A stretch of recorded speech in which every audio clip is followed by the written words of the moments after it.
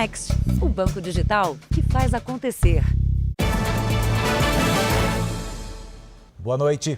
Boa noite. O comércio de drogas, onde jovens se aglomeram em São Paulo, parece não ter limites. Parece mesmo. Os traficantes agem a céu aberto e já aceitam Pix como pagamento. Praça Roosevelt, centro de São Paulo. Durante a madrugada, é grande o movimento de jovens que buscam por drogas. Este casal se aproxima do homem que oferece cigarros e o que parecem ser comprimidos de êxtase. De longe dá para ver que a transação não envolve dinheiro. Repare que esta moça mostra a tela do celular. A suspeita é que ela tenha acabado de fazer um Pix para a conta do traficante. A negociação é rápida. Durante 3 dias, o Jornal da Record registrou cenas da janela de um dos apartamentos numa das praças mais tradicionais da capital paulista. São dezenas de flagrantes do tráfico de drogas numa área que já foi considerada ponto de encontro de artistas e personalidades da cultura brasileira. O morador de um dos condomínios ao redor da praça reclama da degradação e da insegurança na região. A gente só sabe que são pessoas que não são daqui e vêm de longe e eles frequentam, deixam toda uma sujeira no dia seguinte, causam muita insegurança, tem problema de furto de celular, tem problema de consumo de drogas, a gente vê pino por aí. Quando anoitece, a praça, frequentada por jovens, também é ocupada por traficantes. E tudo isso a poucos metros da companhia da Polícia Militar e de uma base da Guarda Civil Metropolitana. Logo, a praça fica lotada. A polícia até dispersa a multidão, como revelam essas imagens. Mas não demora para que todos estejam de volta e muitos estão em busca de drogas. Para especialistas em segurança pública, bases fixas não são suficientes para coibir a ação dos traficantes. Eu acredito que a inteligência policial seja capaz de enfrentar a situação.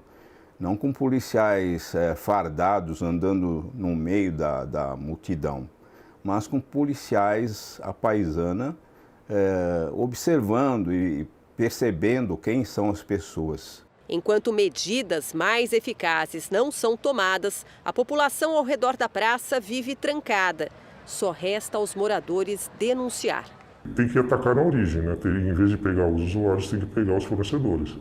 Segundo, que tem que ter uma ação ostensiva aqui, permanente, de circulação para inibir, porque aí, obviamente, eles vão se migrar para outro lugar, sabendo que aqui não existe a possibilidade. Segundo a Prefeitura de São Paulo, a Guarda Civil atua na Praça Roosevelt durante 24 horas com policiamento fixo e rondas. E quando são chamados ou se deparam com algum flagrante, levam o suspeito até a delegacia. Veja agora outros destaques do dia. Cidade ucraniana na fronteira com a Polônia é atacada pelas tropas russas. Poloneses procuram estandes de tiro para treinar para o combate. Governo quer enquadrar danos ao patrimônio como atos de terrorismo. Aumento dos combustíveis já reflete nos preços das viagens de turismo.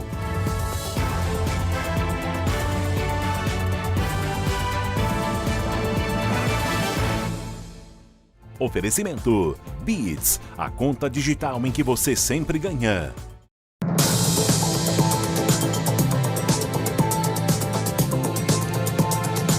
Foi preso um dos chefes do tráfico de drogas na Cidade de Deus, no oeste do Rio. Ele foi detido quando chegava à casa de parentes. Carlos da Silva Benedito, conhecido como Wolverine, ainda tentou fugir quando foi surpreendido, mas acabou preso em uma casa vizinha. Segundo a polícia, ele carregava uma grande quantidade de cocaína na mochila.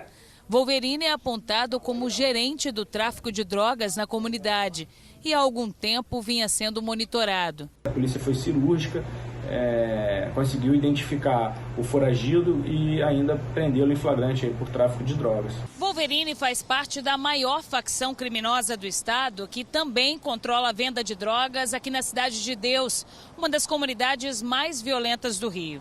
Entrar na região é um desafio para as forças de segurança por causa do alto poder de fogo dos traficantes. No início dessa semana, um policial militar de folga foi torturado na comunidade e até hoje está internado em estado grave. A extensão da Cidade de Deus é um dos fatores que dificultam o trabalho da polícia. A comunidade é a maior da zona oeste do Rio e muitas vezes os traficantes em fuga invadem casas de moradores para se esconder durante as operações. Barricadas nas ruas também impedem o acesso dos blindados da polícia. Recentemente, casos de tortura e assassinato de policiais foram registrados, como o do policial civil Guilherme Silva Torres, de 47 anos, em outubro do ano passado. A gente tem aí notícias de constantes capturas de policiais civis e militares ou agentes penitenciários naquela região. Quando são identificados, são levados para dentro da comunidade, não raramente mortos ou torturados. A Justiça não aceitou o pedido de prisão preventiva do youtuber Kleber Rodrigues de Moraes, conhecido como Klebin, e de outras 3 pessoas. Foram todos liberados durante a madrugada no Distrito Federal. Eles vão ter que usar tornozeleira eletrônica, entretanto, e não podem sair de casa à noite, nem ir a festas. Os 4 são acusados de explorar jogos de azar, lavagem de dinheiro e associação criminosa.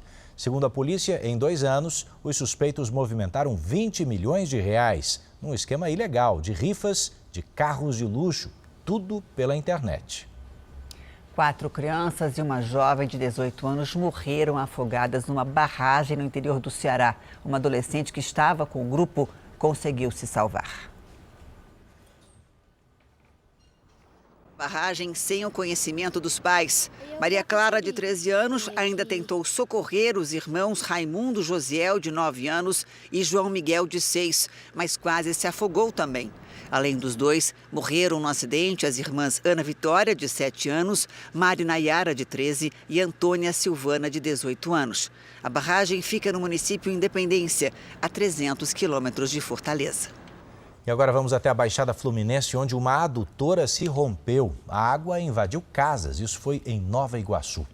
O vazamento foi durante a madrugada. Moradores foram acordados com a água já invadindo as casas. Essa imagem aí, ó.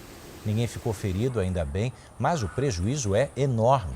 Técnicos da concessionária Águas do Rio trabalham desde cedo no conserto da tubulação. Segundo a empresa, não há falta de água na região.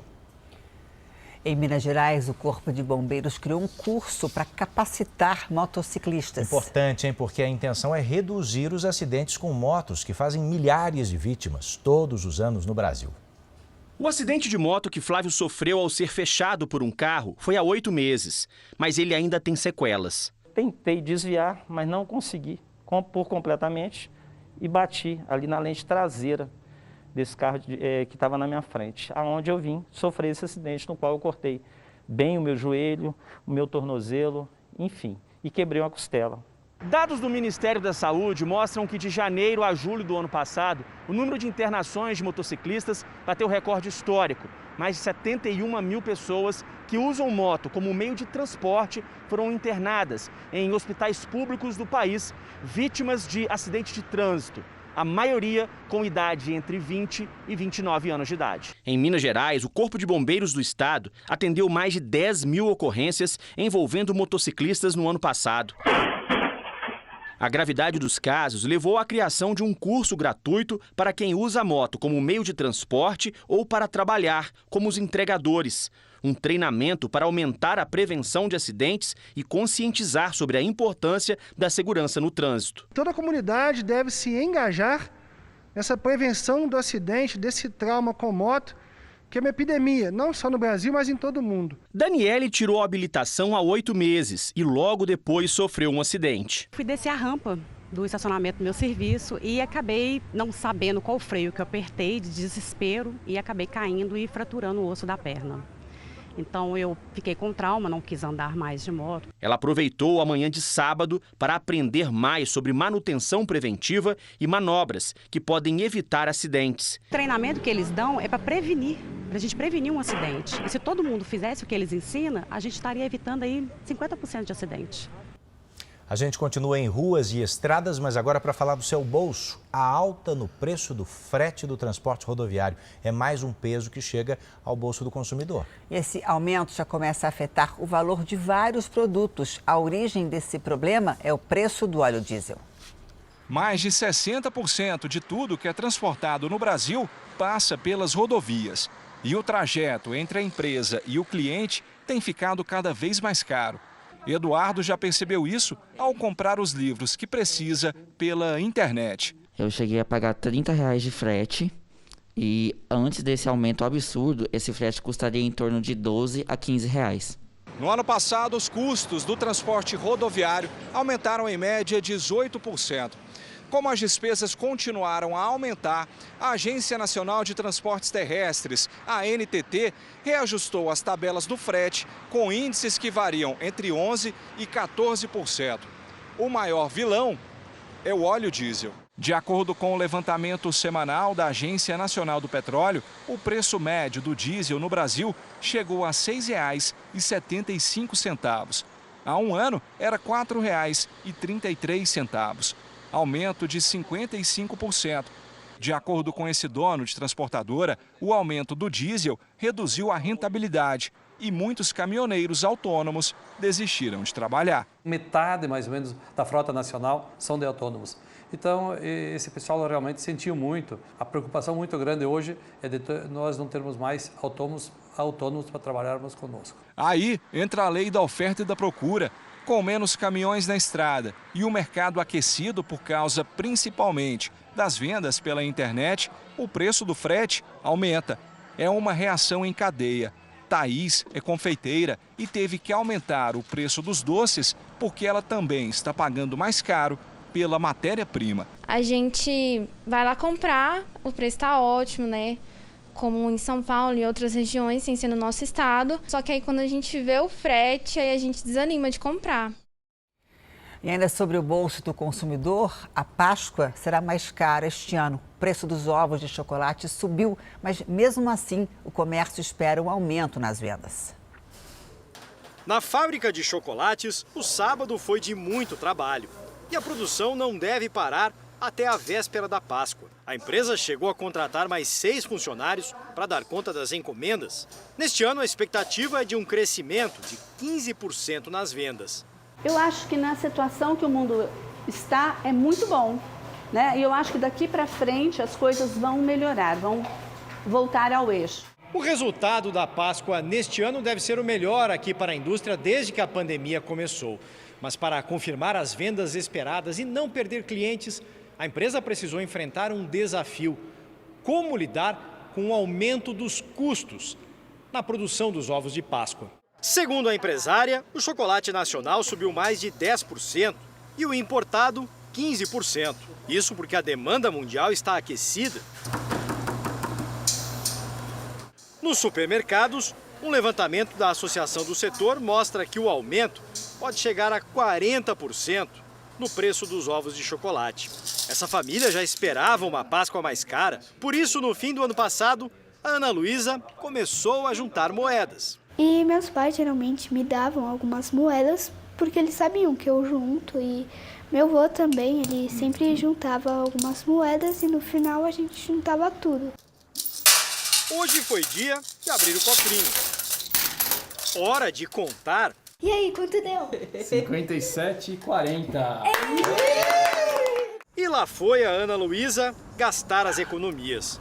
Foi o suficiente para sair da loja com o ovo preferido e mais alguns chocolates para alegrar quem não pode comprar. E aí tem as barrinhas. Essas barrinhas de chocolate são para quê? Elas são para eu doar para a escola, que são para crianças pobres que não conseguem comprar. É isso aí. Bares e restaurantes dão sinais de recuperação. Segundo dados do setor, o faturamento no ano passado já foi maior do que antes da pandemia. A lanchonete especializada em hambúrgueres abriu as portas há 8 meses, em plena pandemia. Investimento de 4 amigos que começou com entrega em domicílio, um dos serviços mais procurados durante o período de isolamento social. O negócio deu tão certo que eles já abriram uma nova unidade. Camila comemorou. É uma das 8 funcionárias contratadas. Eu comecei como atendente e agora sou caixa. E eu fiquei super feliz. Segundo a Associação Brasileira de Bares e Restaurantes, 335 mil estabelecimentos fecharam as portas entre março de 2020 e fevereiro de 2022. 1.200.000 postos de trabalho foram encerrados. Mas, assim como os 4 sócios aqui da lanchonete, muita gente arriscou e investiu. Antes da pandemia, o faturamento de bares e restaurantes foi de 235 bilhões de reais.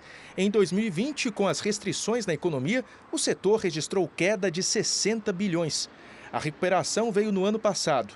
A previsão para 2022 é otimista, com a criação de 100 mil novos empregos. Esse restaurante de comida portuguesa também começou a funcionar na pandemia e conseguiu sobreviver ao período de isolamento. Foi complicado, né? Porque a gente estava naquele boom mesmo da pandemia, né?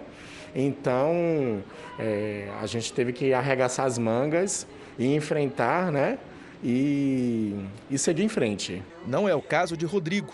Em março do ano passado, o restaurante dele encerrou as atividades. Experiente no ramo de alimentação, foi contratado por um outro estabelecimento. Foi complicado, às vezes eu fiquei sem comida, tive que pedir ajuda. Que volte ao normal. Voltando ao normal, fica perfeito para todos. Mesmo com a alta da inflação, quem pretende viajar vai levar mais um peso na bagagem. Você deve ter visto, né, que a alta do petróleo no mercado internacional fez o preço das passagens aéreas subir. Só que, além disso, houve redução na oferta de voos no país. Randy está de viagem marcada para Portugal, onde vai passar 12 dias no mês que vem. Ele aproveitou uma promoção e conseguiu um desconto. Um bom preço, R$3.000, na faixa de R$3.000, só que atualmente o preço já subiu bastante. Como ele vai embarcar em São Paulo, ainda tem a despesa com a viagem até o aeroporto de Guarulhos. Já Bruna ainda não conseguiu garantir o assento no voo para Nova York. A jornalista começa a trabalhar nos Estados Unidos em maio. Já conseguiu visto, mas está assustada com o valor da passagem. Eu achava que eu fosse encontrar passagens mais baratas, até porque eu vou comprar a ida e a volta junto. Então, costuma ser mais barato. Mas os valores estão bem caros, estou um pouco assustada. A alta nos preços dos combustíveis, anunciada na primeira quinzena de março, obriga as empresas a refazerem os cálculos. A primeira reação foi cancelar voos e adiar o lançamento de novas rotas. Mas um novo aumento de preços das passagens é dado como certo. E a questão é quando os reajustes serão anunciados.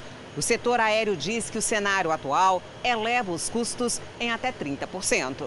A Associação Brasileira de Empresas Aéreas não antecipa a data do reajuste, mas teme que isso prejudique ainda mais um setor que acumula perdas de quase 38 bilhões de reais nos últimos 5 anos. No acumulado dos últimos 12 meses, as passagens de avião tiveram alta de 10%, mesmo percentual das passagens de ônibus interestaduais. O diretor desta agência diz que o momento impõe novos desafios e é preciso entender o lado do cliente. A gente, mais uma vez, tenta se reinventar nesse processo todo, né?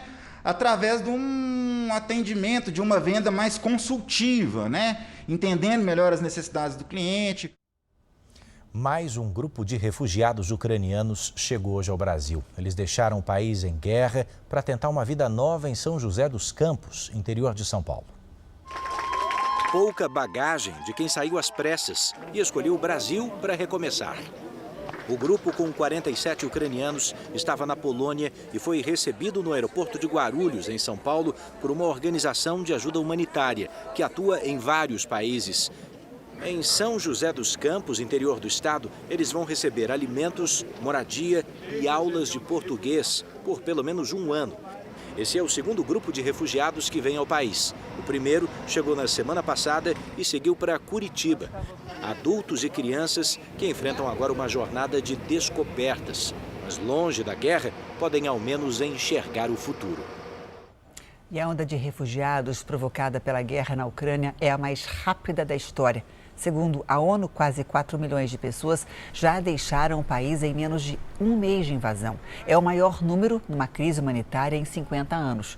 Só a Polônia já deu asilo a 2/3 dos refugiados. É mais que o dobro do que o país acolheu de imigrantes na última década. É muita gente. E falando da guerra na Europa, houve novas explosões em Lviv, pertinho ali da fronteira com a Polônia. Pelo menos 5 pessoas ficaram feridas. Nossos enviados especiais André Azeredo e André Zorato revelam os momentos de tensão.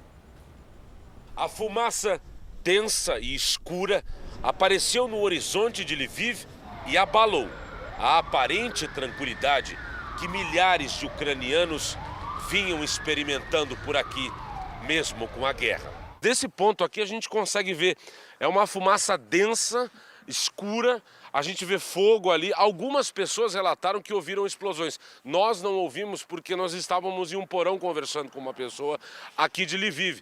Essa região é próxima ao centro, não é no centro de Lviv, fica a uns 10 quilômetros.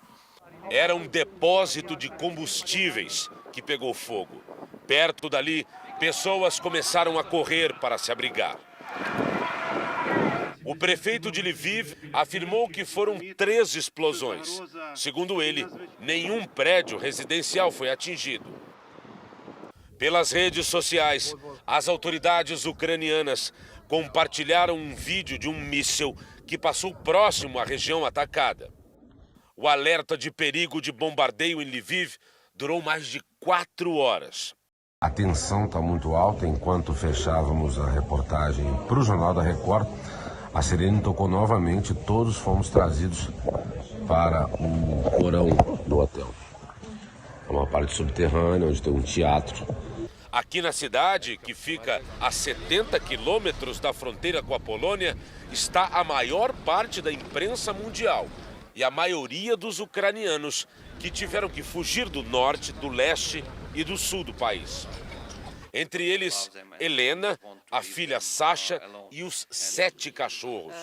A família fugiu dos bombardeios ao norte de Kiev.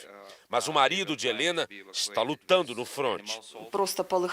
Precisávamos descer para o porão umas 10 vezes por dia, sem exagero. Eram muitas explosões, diz Helena. A filha Sasha, de 16 anos, está inconformada.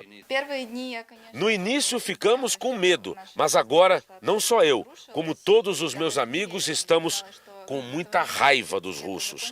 Desabafa a jovem. Bom, e um bombardeio russo atingiu pela 2ª vez o reator de pesquisa nuclear do Instituto de Física e Tecnologia de Kharkiv. Segundo autoridades da Ucrânia, ainda não é possível estimar a extensão dos danos. Também não foi divulgado se houve mortes no local. Kharkiv é a 2ª maior cidade do país e está sob fortes ataques desde o começo da invasão. E o presidente americano Joe Biden se reuniu com ministros ucranianos, além de autoridades da Polônia. É o primeiro encontro do governo americano com autoridades da Ucrânia desde o começo da guerra. As conversas foram em Varsóvia, na Polônia, e encerram a viagem de 4 dias de Biden pelo leste europeu para discutir a crise diplomática e reforçar o apoio dos Estados Unidos à Ucrânia. O presidente americano voltou a dizer que ataques contra um país integrante da OTAN é um ataque contra toda a aliança militar e que o presidente da Rússia, Vladimir Putin, é cínico e carniceiro. A declaração foi durante uma visita a refugiados ucranianos. Para alguns especialistas, os bombardeios à cidade de Lviv, horas depois, seriam um recado e uma tentativa de demonstração da força militar russa ao Ocidente. Enquanto isso, na capital ucraniana, houve uma explosão durante protestos contra os ataques da Rússia. Manifestantes marchavam e gritavam palavras de ordem aos militares, mandando que voltassem para a Rússia. Então, uma fumaça foi vista perto do local dos protestos. Também houve manifestações em Londres, onde milhares de pessoas com bandeiras da Ucrânia pediam paz. Em Praga, na República Tcheca, os manifestantes pediram o fim da guerra.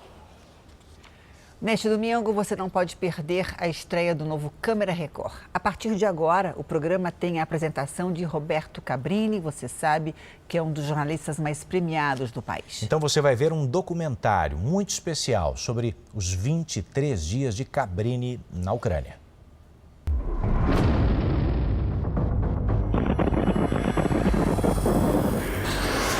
A cada dia que passa, a situação fica mais tensa aqui em Kiev, a capital da Ucrânia.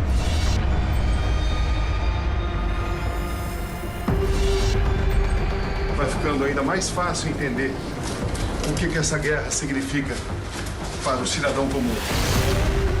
Quando a sirene começa a tocar, você não sabe o que fazer.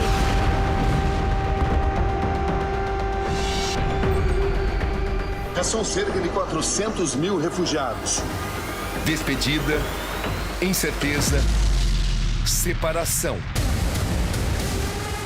Aqui todos estão à espera de um trem que os leve para o oeste do país. Serão 80 quilômetros até o lado da Polônia. Tem que ser feito da forma mais discreta possível, para que o trem não se torne um alvo. E você vai ver a seguir, o governo propõe enquadrar danos ao patrimônio como terrorismo. E vai ver também, poloneses procuram aulas de tiro para enfrentar as tropas russas.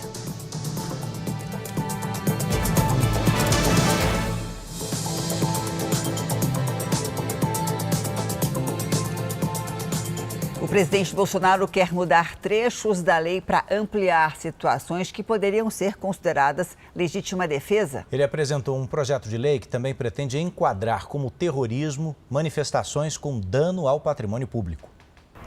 O governo quer incluir no Código Penal um artigo que trate como legítima defesa casos em que alguém tente impedir atos de violência contra a ordem pública ou quando estiver protegendo pessoas com risco de morte. Também foi enviada ao Congresso Nacional uma proposta para amparar quem agir na proteção da própria casa em caso de invasão. Outra mudança pode reduzir situações em que é considerado excesso no direito à defesa, casos que fazem parte do chamado excludente de licitude no Código Penal, relacionado a ações de agentes de segurança pública em operações policiais. O governo também quer a atualização da lei contra o terrorismo, para punir com mais rigor crimes praticados por quadrilhas que cercam cidades, como em casos de roubos a agências bancárias ou carros fortes. O projeto determina a pena com prisão de 6 a 20 anos. Ações violentas que geram risco à população ou ao patrimônio público, com objetivos ideológicos e políticos, também seriam enquadradas. Ficariam excluídas manifestações individuais ou coletivas pacíficas, com objetivos políticos, de movimentos sociais ou religiosos. Em um aceno à sua base eleitoral, Bolsonaro ressuscitou trechos deixados de lado no pacote anticrime, lançado em 2019, primeiro ano de governo.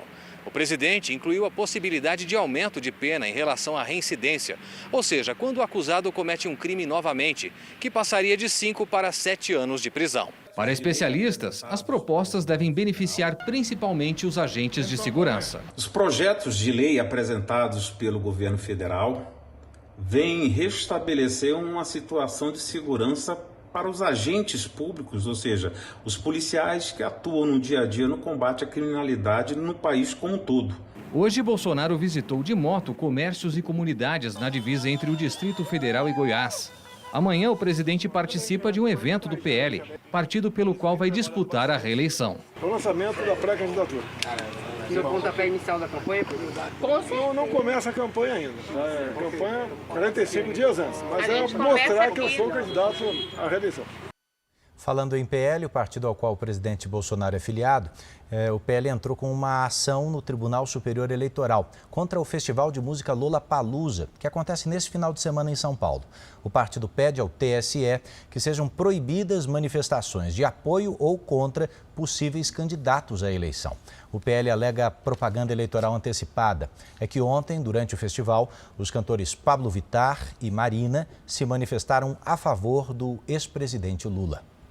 O ministro Alexandre de Moraes, do Supremo Tribunal Federal, determinou que o deputado federal Daniel Silveira volte a usar tornozeleira eletrônica. O parlamentar também está proibido de ir a eventos públicos e de sair de Petrópolis, no Rio de Janeiro, onde mora. A única exceção é para ir a Brasília para cumprir o mandato. O aumento das restrições foi solicitado pela Procuradoria-Geral da República. Isso porque Daniel Silveira esteve em atos políticos e voltou a atacar ministros do Supremo. O governo da China confirmou apenas neste sábado que não há sobreviventes na queda daquele avião, segunda-feira, no sul do país. 130 pessoas estavam a bordo. O acidente aconteceu 1 hora depois da decolagem. O Boeing 737 tinha saído de Kunming e seguia para Guangzhou. 120 vítimas já foram identificadas por exames de DNA. A causa do acidente é investigada. As buscas pela segunda caixa preta da aeronave continuam. Veja agora os destaques do Domingo Espetacular. Os personagens por trás de um crime em família. Quem é o adolescente que atirou no pai, matou a mãe e o irmão? E o motivo? Ele teria sido proibido de usar o telefone celular. Para ele, aquele dia foi a gota d'água. As explicações para um comportamento tão violento. Leandro passou os últimos 12 anos investigando sozinho a morte do pai. Sempre correr atrás e nunca desistir. Usou a internet e até transferências via Pix para descobrir o paradeiro do assassino que acabou preso. Por que agora todo o seu esforço está ameaçado? Qual o seu maior medo? Dele sair pela porta da frente, como se eu não tivesse feito nada. Descobri que te amo demais. Zeca Pagodinho recebeu a nossa equipe, confessou que gosta mesmo de sossego e fez uma revelação. Sempre amou a música, mas achava que nunca iria cantar. Tinha me empurrado e eu estava no palco. Falei, agora não tem mais jeito, agora eu tenho que cantar. Eu já passei por quase tudo nessa vida. Você vai conhecer o Uca, um cachorro que adora adrenalina e vive nas alturas. O hobby favorito dele? Sobrevoar os Alpes franceses de parapente. É no Domingo Espetacular, logo depois da Hora do Faro. E por aqui você vai ver a seguir que a pandemia estimula a compra de lanchas compartilhadas. E vai ver também as militares brasileiras treinadas para atuar em conflitos internacionais.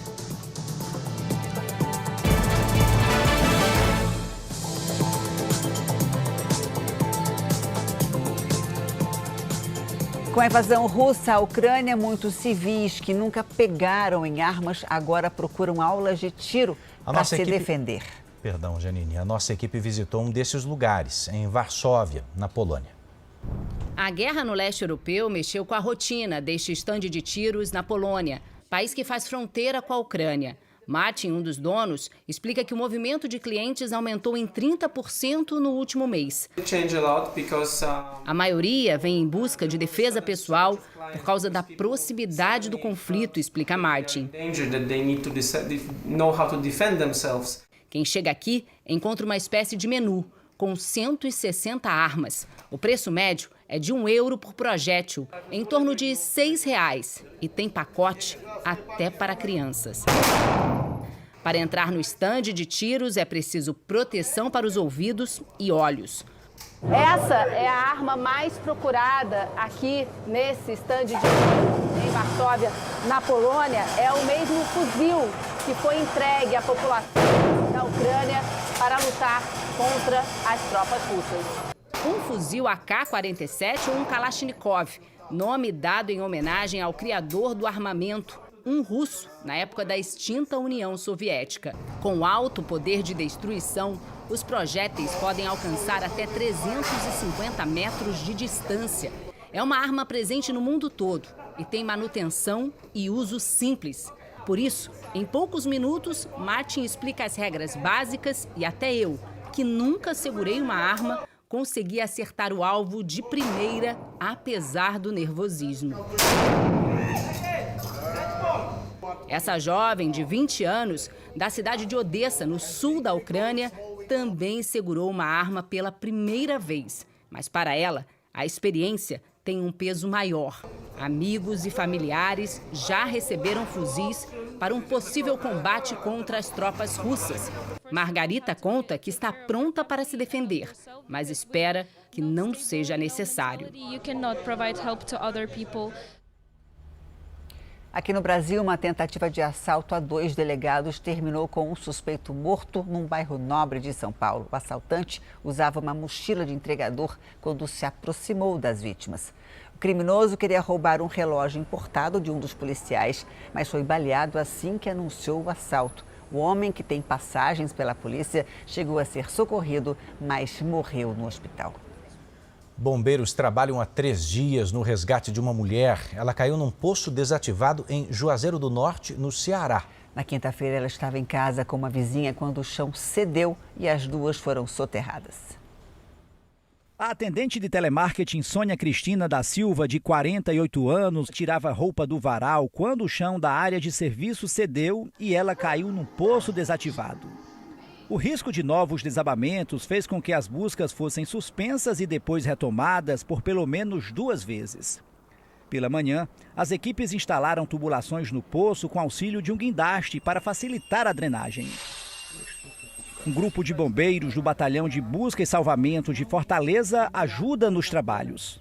O poço tem cerca de 50 metros de profundidade e, segundo os moradores, está desativado há muito tempo.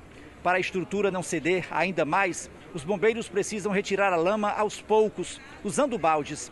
Os trabalhos seguem durante a noite, até que Sônia seja resgatada. Aí nós só vamos parar quando nós retirarmos a vítima. Nós temos ainda cerca de 1 metro ainda de escombros ainda a ser retirados. Uma outra mulher estava junto com a Sônia no desabamento. Maria Moreira da Silva, de 38 anos, foi resgatada com vida no dia do acidente. Ela se recupera no hospital.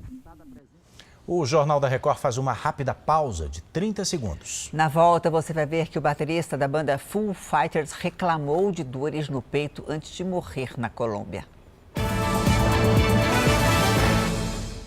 A reportagem que você vai ver agora é sobre lazer. Desde o começo da pandemia, houve um aumento de 10% na compra de lanchas particulares. Esse é um sonho que para muitos parecia distante, mas agora virou realidade com o distanciamento social. Ter um barco nunca foi prioridade para esse advogado, até que veio a pandemia. É por conta desse distanciamento social, de não poder viajar, de estar um pouco mais perto da natureza. Então, acho que esse tempo que a gente passou em casa fez a gente pensar um pouco nisso. Faz 5 meses que ele e um amigo compraram juntos essa lancha. Divide as despesas, também o barco não fica muito tempo parado. E os sócios já pensam em investir em um barco de passeio maior. O setor náutico deslanchou na pandemia. A Marina, ela está com a ocupação máxima, então nós estamos, inclusive em reforma agora, estudando meios de viabilizar mais vagas. O Fábio foi contratado nessa leva de expansão. Ao invés de perder emprego, eu consegui mais oportunidades, propostas melhores. E para mim tem sido incrível. O número de lanchas particulares registradas no país cresceu quase 10% de 2019 para cá. Eram 566 mil embarcações de esporte e recreio há 3 anos. Agora são quase 620 mil.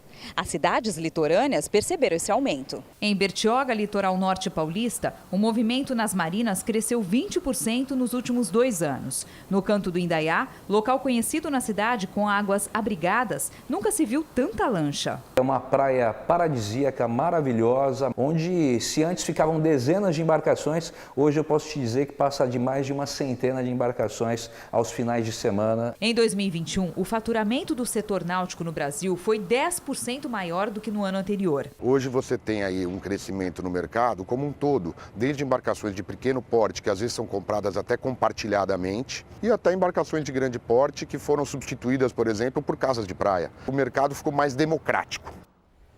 A Justiça de São Paulo determinou que um banco indenize uma aposentada em R$10 mil. O juiz considerou exagerada e desproporcional a cobrança de juros de empréstimos feitos por ela. Em uma das dívidas, os juros passavam de 1.500% ao ano. Além da indenização, o banco foi obrigado a reduzir as taxas cobradas para 6% ao mês. Esse é um dos destaques do portal R7. Para ler essa e outras notícias, é só acessar r7.com. O Jornal da Record acompanhou com exclusividade um treinamento de militares brasileiras. Elas se preparam para missões da ONU em áreas de conflito ao redor do mundo. O capacete é acessório essencial na missão. Só não pode ser colocado de qualquer jeito. Com o cabelo grande, né, a gente tem a preocupação aí de colocar o coque um pouco mais para baixo, para poder firmar o capacete, né? 8 mulheres vão embarcar até setembro para diferentes países, representando as missões de paz da ONU. Uma delas é a Major Nina, que vai para o Saara Ocidental. Acho que esse ambiente é muito diferente e muito desestruturado que nós vamos encontrar lá, nos transforma. Para isso é preciso passar por treinamentos intensos. As senhoras terão que mediar uma reunião entre 2 líderes locais. As simulações são feitas com cenas reais de situações que elas possivelmente vão encontrar em alguns países com culturas diferentes. É comum em alguns países encontrar no trajeto pontos de bloqueio como esse aqui. As militares estão a caminho do seu objetivo, uma mediação, e aí tem que parar o carro para negociar com homens armados que tentam impedir o acesso ou então querem dinheiro. Isso também faz parte do treinamento e a gente vai acompanhar agora essa negociação. Para a viatura e deixa o chefe. Nessas missões de paz, as militares não fazem o uso de armamento. A única arma é a palavra. Cadê o homem da patrulha, então? Cadê o homem da patrulha? A presença feminina nessas missões foi uma solicitação das organizações das Nações Unidas. Entre 1992 e 2018, o Brasil enviou 311 mulheres militares e policiais militares para atuar em missões de paz. Para a ONU, elas são essenciais em áreas de conflito. Não é só uma questão de igualdade de oportunidades, é muito mais do que isso, é uma necessidade operacional. E há situações em que, por questões religiosas e culturais, não existe a possibilidade de o homem interagir com a mulher local. Ouvir os seus problemas traz para nós uma reflexão do papel da mulher, da empatia que nós causamos ao relacionar com elas. A minha família tem ficado muito orgulhosa de mim, tenho meu marido, meu filho, que me incentiva a todo momento nessa função que eu tenho desempenhado aqui. E logo fica claro o quanto a presença feminina pode ajudar em muitas outras causas. A militar percebe que ela está sendo vítima de violência doméstica e tenta ajudar. Ela é médica, ela pode, de repente, conversar. Essa empatia, né, com as mulheres, com as crianças. Inclusive, dados que mostram que as negociações conduzidas por mulheres chegam a ser 30% mais eficientes. A capitão Camila esteve por 7 meses no Haiti em 2014, numa missão de paz. O que fez dela uma das principais instrutoras do treinamento. Ela entende que, depois de uma experiência como essa, não dá para voltar à mesma. Então eu vi realmente o que acontece com aquele povo ali e eu vi que aquilo, como eu era feliz, né? E então eu me senti na obrigação também de dar um pouquinho de mim para aquele povo, para trazer um pouquinho de alento para aquele povo também. O baterista da banda Foo Fighters, encontrado morto num quarto de um hotel na Colômbia, teria sentido dores no peito antes de morrer. O americano de 50 anos estava em Bogotá, onde faria um show. Deixa mulher e 3 filhos. Taylor Hawkins foi encontrado desacordado ontem no quarto de hotel onde estava hospedado. De acordo com as autoridades colombianas, ele teria ligado para o serviço de emergência reclamando de fortes dores no peito, mas acabou morrendo antes de conseguir atendimento. Segundo um relatório confidencial divulgado com exclusividade pelo jornal colombiano El Tiempo, no quarto foram encontrados alguns tipos de alucinógenos e não havia sinais de violência. Em 2001, o baterista sofreu uma overdose em Londres, na Inglaterra, e passou 2 semanas em coma. O grupo faria uma turnê pela América do Sul, mas a programação foi cancelada, incluindo um show em São Paulo neste domingo. Hawkins estava no Foo Fighters desde 1997 e gravou os maiores sucessos do grupo. Uma das últimas coisas que o Taylor fez lá na Colômbia antes de morrer foi atender uma menina de 9 anos, também baterista, numa cena tocante. De volta ao Brasil, o Rio Grande do Sul se tornou líder nacional em exportação de calçados. Nos 2 primeiros meses do ano, o crescimento nas vendas para países árabes e também para os Estados Unidos foi de 40%. Olha só, entre janeiro e fevereiro, o setor movimentou mais de R$1 bilhão.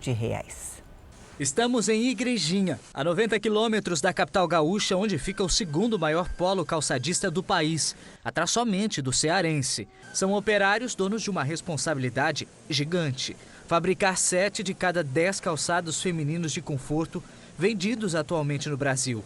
Investimentos em tecnologia e na capacitação de funcionários geram um calçado melhor e mais barato e o tornam atrativo não só ao mercado brasileiro, mas também ao internacional. Para ter noção, entre os meses de janeiro e fevereiro desse ano, cerca de 27 milhões e meio de pares como esse daqui saíram de fábricas do país para serem vendidos no exterior. De acordo com a Associação Brasileira das Indústrias de Calçados, o volume é 40% maior do que o registrado no primeiro bimestre do ano passado. Já a arrecadação cresceu ainda mais, cerca de 70%. Os principais compradores foram os países árabes e os Estados Unidos. Isso está trazendo volumes de produção de calçados para o Brasil. Isso já teve um crescimento no ano passado e esse ano de 2022 continua crescendo as exportações para o mercado americano. Em janeiro, o setor calçadista criou quase 27 mil vagas e terminou o mês empregando 271 mil trabalhadores. Quase 1/3 dos postos estão no polo industrial gaúcho Em outubro, Bruna veio do Paraná em busca de uma vaga quando soube que a indústria começava a reabrir as vagas fechadas durante os 2 primeiros anos de pandemia. A jovem de 21 anos foi escolhida para ocupar um dos 800 postos abertos nessa empresa. Eu fiquei sabendo que era muito bom e que a empresa dava bolsa de estudo, então era bem viável agora nesse momento que eu estou querendo terminar os estudos e tudo mais. Nas Filipinas, um vulcão entrou em atividade. O fenômeno, que liberou uma fumaça e gases tóxicos, foi a 100 quilômetros ao sul da capital Manila. Claro que milhares de moradores tiveram que sair de casa porque há risco de novas erupções. Esse vulcão, chamado Taal, é um dos menores do mundo e a última vez que ele entrou em atividade foi em janeiro de 2020. O país está numa região chamada Anel de Fogo e que é propensa a terremotos e também erupções vulcânicas. O Jornal da Record faz uma pausa de 30 segundos. Na volta tem futebol, o Palmeiras vence o RB Bragantino e vai disputar a final do Campeonato Paulista contra o São Paulo ou o Corinthians. Já estamos de volta para você saber que o Palmeiras está na final do Campeonato Paulista. O Verdão derrotou o RB Bragantino agora há pouco, jogando em casa. E o Rodrigo Rinkel está com a gente ao vivo, lá na Arena Palmeiras, para contar para a gente sobre essa reta final. Mais uma noite de festa aí, hein?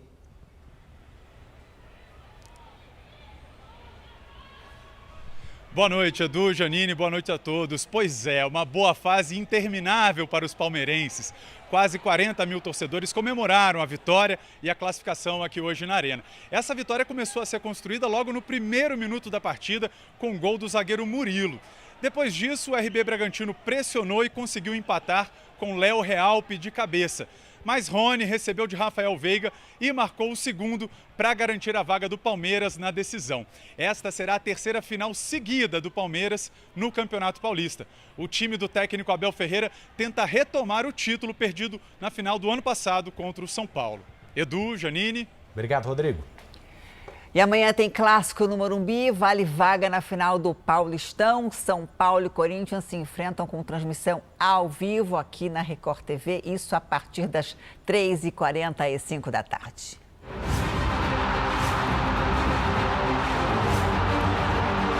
Jogar em casa era o grande objetivo dos semifinalistas e o São Paulo venceu esta batalha. Garantiu o mando de campo porque acumulou mais pontos do que o Corinthians ao longo da primeira fase do campeonato e das quartas de final. O Morumbi vai estar lotado amanhã. 66 mil ingressos foram colocados à venda e esta é a grande vantagem do São Paulo. Só tricolores vão ocupar as arquibancadas. Os clássicos com torcida única na capital paulista são realizados desde 2016. Um pedido do Ministério Público acatado pela federação. Para nós, são paulinos, o ponto mais alto é ver o Morumbi cheio e a única coisa que eu gostaria que todos voltassem felizes para casa, retribuir o apoio em forma de resultado, levando o São Paulo a mais uma final. Se a vantagem do São Paulo é a torcida, o Corinthians aposta na estatística. Venceu o rival nas últimas 9 decisões de mata-mata, um tabu de 22 anos. A gente queria jogar em casa, né? Se pudesse jogar em casa, mas temos que ir lá e buscar fazer um grande jogo.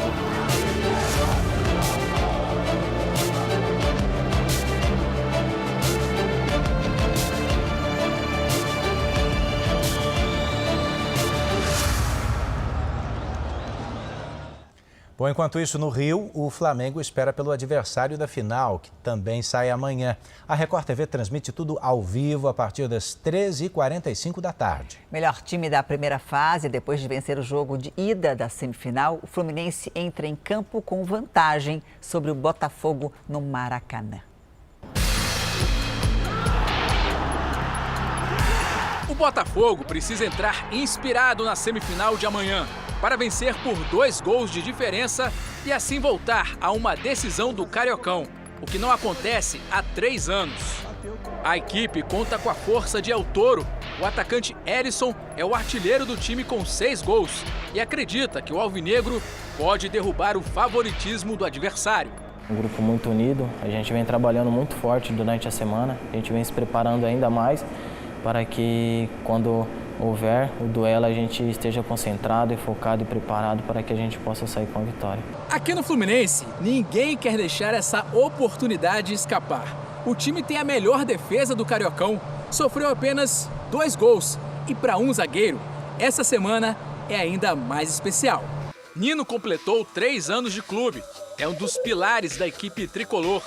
Ele ficou encantado com os registros de tantos ídolos e quer que essa geração também coloque o nome na galeria vitoriosa do Fluminense. Com certeza eu gostaria de um dia ter minha foto aqui, poder mostrar para os meus filhos, para os meus netos, quem sabe, e ficar marcado na história de um clube que eu gosto tanto.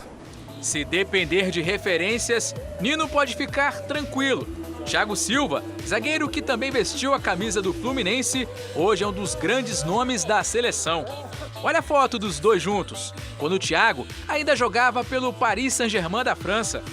Essa semana, ele foi homenageado na Calçada da Fama no Maracanã e engrossou a torcida pelo sucesso do Fluminense no Cariocão. Eu acho que o Fluminense merece esse título, principalmente pelo que fez no Campeonato Carioca. Daqui a pouquinho, às 9 horas da noite, logo depois do Jornal da Record, tem o primeiro episódio na íntegra de Reis. E os melhores momentos da semana também, da nova série da Record TV. Hoje, 9 da noite. Você acompanha o primeiro episódio na íntegra da nova superprodução da Record TV. Por que trouxe uma oferta tão pequena? E os melhores momentos da semana. Com filhos ou não, Eucana me ama. E é isso que te incomoda, na verdade, não é? Eu te amo, mas ele se casou comigo para que eu pudesse dar a ele o que você não foi capaz. O voto de Ana. Se de fato olhares para a aflição da tua serva e me deres um filho homem, eu o dedicarei ao Senhor por todos os dias da sua vida. O nascimento de Samuel. Vai se chamar Samuel, porque ao Senhor o pedi. A corrupção no tabernáculo. Você sabe muito bem que esse pedaço pertence a Deus. Tem que ir pro altar de sacrifício. E você sabe muito bem que quem manda aqui são os filhos de Eli. E a revolta do povo. De que vale sacrificar? Se são os que fazem o que é errado, que se beneficiam sempre. Reis. O Ministério do Meio Ambiente declarou estado de emergência ambiental em Mato Grosso do Sul. O que costumava ocorrer em agosto foi antecipado para reforçar o combate às queimadas. O alerta do Ministério do Meio Ambiente vai de maio a dezembro, período do ano em que chove pouco e que agrava a situação das queimadas em Mato Grosso do Sul. Na estiagem, a vegetação desidrata e qualquer fagulha pode gerar um incêndio de grandes proporções. O decreto antecipado do governo federal vai favorecer ações preventivas na compra de equipamentos e contratação de brigadistas para atuar no combate às chamas no Pantanal, áreas de cerrado e terras indígenas. Dados do Instituto Nacional de Meteorologia apontam que ao longo dos últimos 40 anos, os períodos de estiagem têm sido mais intensos no país, principalmente nas regiões Sudeste, Norte e Centro-Oeste. Mato Grosso do Sul registrou este ano o trimestre mais seco da última década. Nesse momento está chovendo e na região do Pantanal também. Ainda assim, mesmo com as chuvas dos últimos meses, o cenário pantaneiro está longe do ideal. O período é de cheia, mas está faltando água em rios importantes do bioma que seguem em níveis baixos.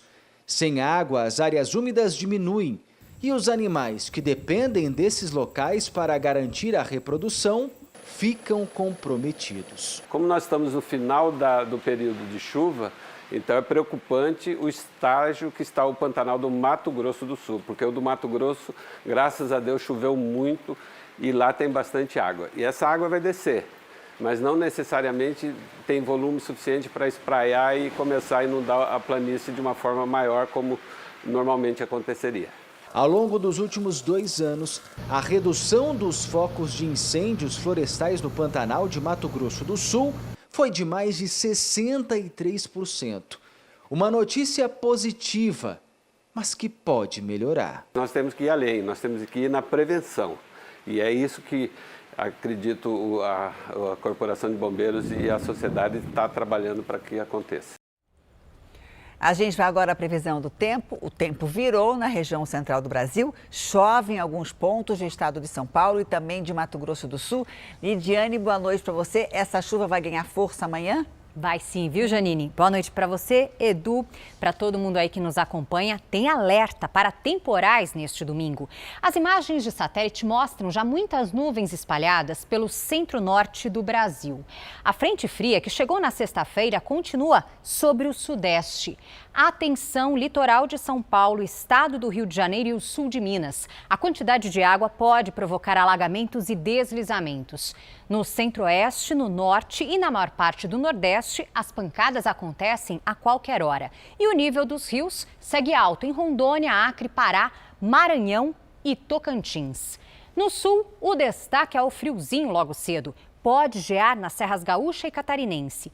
Nestas regiões, as temperaturas podem ficar abaixo dos 7 graus. Faz 13 no sul de Mato Grosso do Sul e apenas 16 no sul de Minas.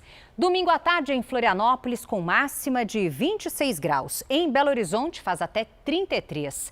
Em Cuiabá, 34. Em Maceió, 30. 32 em Belém e em Rio Branco até 31. Em São Paulo e no Rio de Janeiro, domingo de muita chuva com risco de alagamentos. Máximas de 26 e de 34 graus. E mais uma vez os temporais podem atingir a cidade de Petrópolis, na região serrana do Rio. Em Brasília, sol, chuva e até 29 graus. E em Porto Alegre, dia ensolarado com 26. Ótimo domingo para vocês, gente. Obrigada, Lidiane, para você também.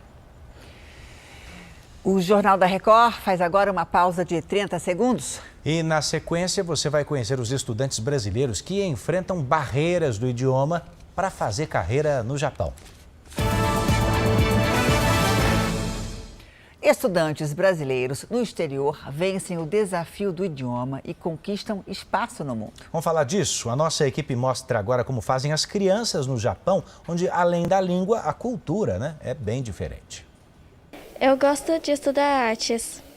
Eu gosto de português. Eu gosto de estudar o idioma japonês.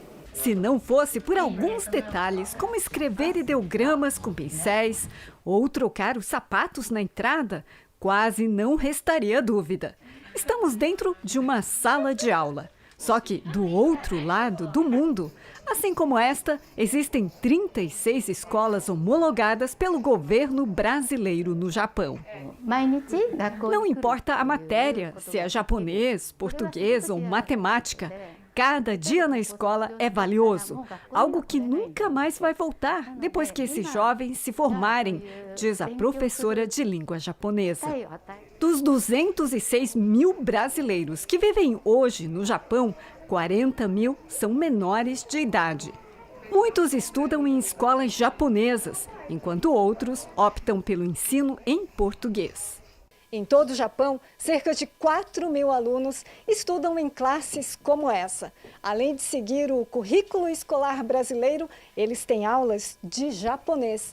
Isso amplia o leque de oportunidades, uma vez que muitos optam por ingressar no mercado de trabalho qualificado aqui mesmo, sem voltar para o Brasil.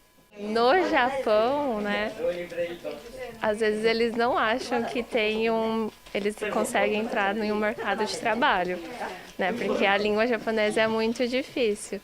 Então, muitos deles pretendem voltar para o Brasil. Apesar das dificuldades, a professora Harumi enumera casos de alunos que se formaram e conseguiram boas colocações no concorrido mercado de trabalho japonês. É o caso desse jovem de 21 anos. Eu me formei em uma escola brasileira e depois da escola eu comecei a estudar em um curso técnico japonês. E aí você se especializou em qual área? Eu me especializei em mecatrônica, que é uma junção de programação, de máquina e da energia elétrica. Em 30 anos, desde que os brasileiros começaram a se fixar no Japão, o perfil da comunidade mudou. Se a realidade para muitos pais era o trabalho nas fábricas, para os filhos, os caminhos se ampliaram. Com bastante esforço e dedicação, acredito que qualquer um consiga passar esse obstáculo. O Jornal da Record está terminando. A edição de hoje na íntegra e também nossa versão em podcast estão no Play Plus e em todas as nossas plataformas digitais. Fica agora com o primeiro episódio na íntegra e também os melhores momentos da semana da nova série da Record TV, Reis. Boa noite para você e um ótimo domingo. Eu te vejo amanhã, no Domingo Espetacular. Até lá.